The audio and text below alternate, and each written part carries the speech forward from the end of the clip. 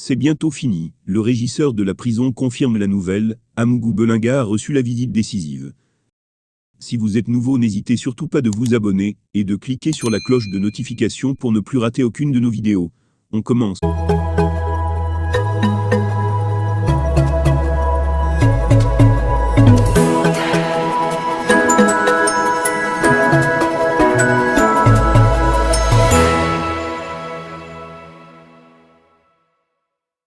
Il y a eu du mouvement ces dernières heures du côté de la prison principale de Kondangui à Yaoundé, où est incarcéré le milliardaire Jean-Pierre Amougou Belinga.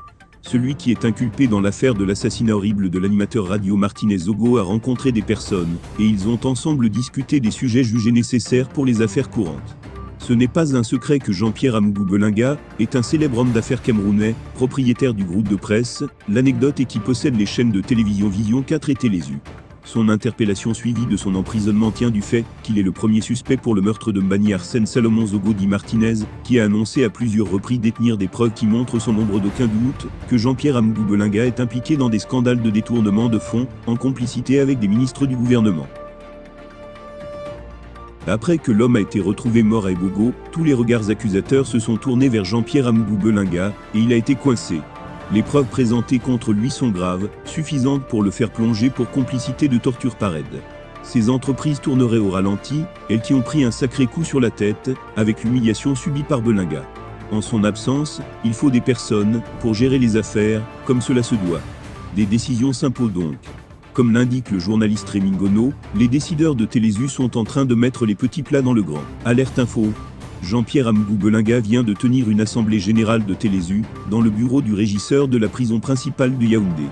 Le jeune régisseur a été sommé par le ministre de la Justice Laurent Esso d'aller attendre dehors. En réalité, précise Rémi, le zonlou des zonlous habillé en t-shirt blanc et un pantalon kaki, est venu accueillir ses invités au niveau du parloir à 11h dépassées de 30 minutes. Ce blanc en écharpe rouge, sur la photo, faisait partie de la délégation conduite par une blanche que Jean-Pierre Amougou Belinga a présentée comme Madame la directrice générale de Télésu Paris. On apprend qu'aucun de ces individus n'avait de permis de visite qui est pourtant obligatoire. La réunion a duré 1h25 minutes.